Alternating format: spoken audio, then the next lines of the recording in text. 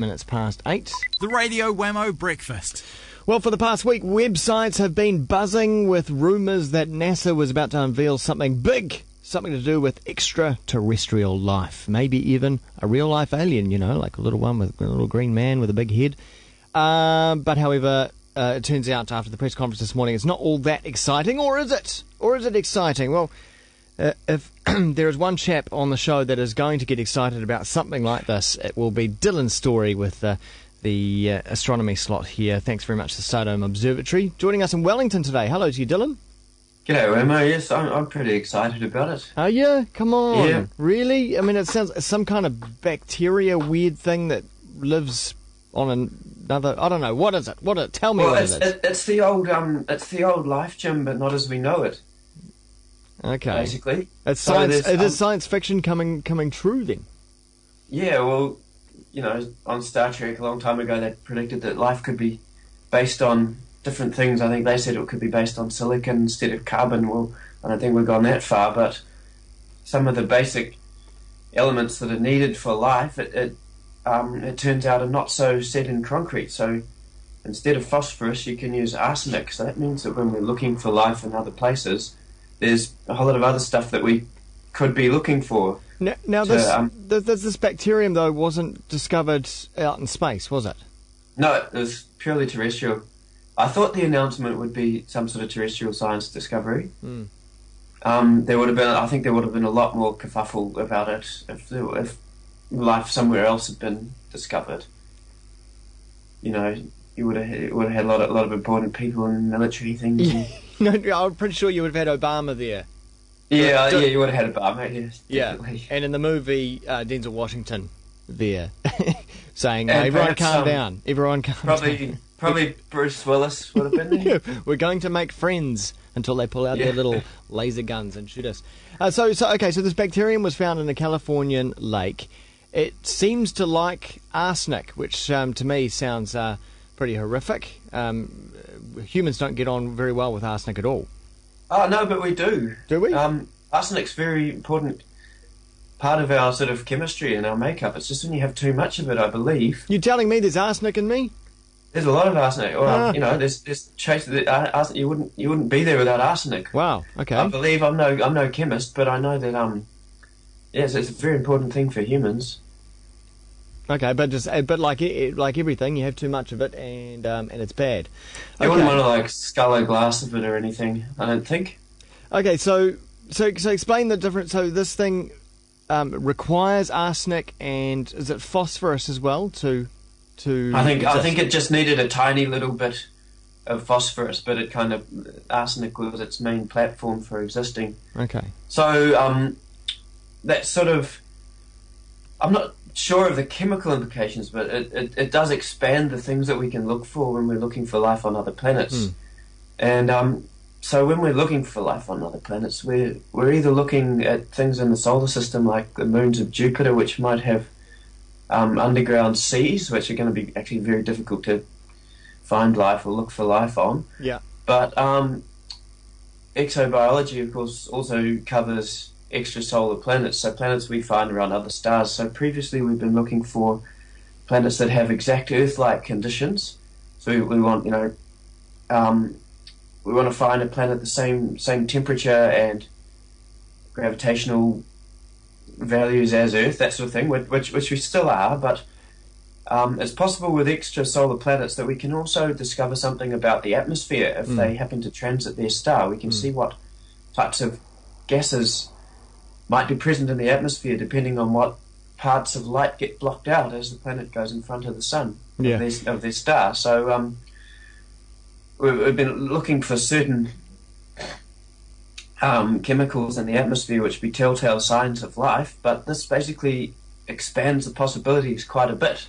So there's a lot more we can look for there which could indicate the presence of biological activity. So that's why it's exciting. It's opened the playing field up quite a bit. So I suppose the problem, for the everyday man, we're always looking for ourselves to be reflected in the stars. Now we're looking for something like ourselves out there, whereas people in the astrobiology field have their mind open to what life could be, or what the definition of life, I suppose.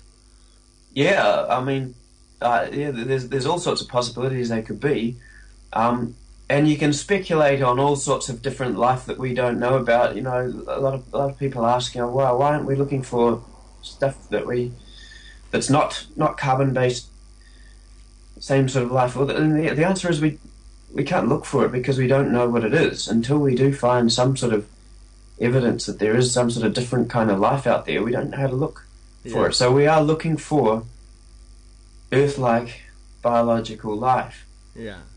And it could be argued that this is narrowing the search a bit, but it's all we know how to look for. You can speculate about anything, but this new type of chemical-based life sort of expands that out quite a bit, if that makes sense.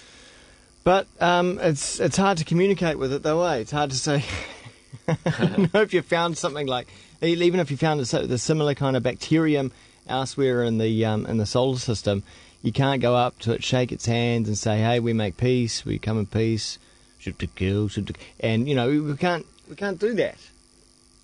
No, unless it's a few billion years on and has evolved into something like us, or not like us, however it may be. I think, I mean, even the discovery of bacteria would make me and any other astronomy freak extremely excited, because it's that.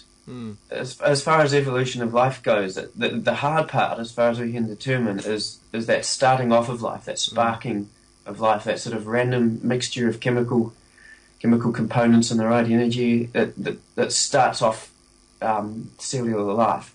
After that, it's a pretty clear documented process in the steps of evolution. There are a few holes in it, but it's pretty clear, you know, that the steps that came from an amoeba up to you and I. Yeah, it is pretty. Yeah. When you look at it that way, it is pretty cool. But I tell you what, it needs a PR campaign. It needs Stephen Hawking to get behind it or something to make a statement about it. Yeah. And I need a media representative for the arsenic bacteria. Exactly. Otherwise, you know, we're just going to stamp on their playground wherever they are in the California lake. You know. Yeah. Well, you know, if life started off, that initial spark of life started off somewhere from arsenic instead of phosphorus, then who knows what changes in the evolution process might have happened. It might have involved something completely different to us that we don't even know about. Pretty exciting. Well, is there something at the Stardom Observatory? Is there a display or something that people can find out more about the search for extraterrestrial life? Yeah, there's all sorts of exhibits in the foyer that you can go and see. There's all sorts of interactive stuff and things you can learn. You can always ask a presenter. There will usually be one of the presenters lurking around who are more than stoked usually to be asked about extrasolar planets. It might even be me. I'm lurking around there some nights. Okay. The focus in December is on sky watching and telescopes, and there is a special telescope evening which is happening this coming Tuesday, where you can look through telescopes, find out about telescopes, and hopefully purchase a telescope. And of course the exciting thing this month is the lunar eclipse, which is coming up on the 21st of December, where the moon will rise eclipsed, so it's going to rise red. Yeah. The moon will turn red, and if you are in Stardom, of course, you're on One Tree Hill. So this is one of the rare times that the moon is actually going to rise red over One Tree Hill. Ah, true. Wow, that's very special. And the 21st, that's around summer solstice time. It's bang on solstice, yeah. Coincidence? What does it mean? It is a coincidence. No, it's not, Dylan. It means something. I mean, it was meant to be, and it means the end of the world and all that, yeah. Hey, excellent. Well, thanks very much for discussing and finding out a little bit more about the search for extraterrestrial life. Dylan, good luck with the rest of your musical tour. Where are we off to next? Flying to Christ. You played Wellington last night, and just a funny thing about your news story before, I was just walking across Manor Street. Yeah. Probably looking like a completely absent-minded musician, and this guy goes, bus, bro. Wow. And sure enough, there was a bus coming, because you were just saying that people were getting hit by buses there on Manor Street. Crikey. I didn't even know which way to look. I probably would have looked and not walked out, but it was very nice of him to remind me. Yeah, thankfully. So I'm off to Christchurch today and playing there tonight. Great. Well, I'm glad you didn't become a bus victim. A bus statistic, no. Yeah. All right, well, good luck with that. Talk to you next week. Thanks, Wammo. Dylan Storey there.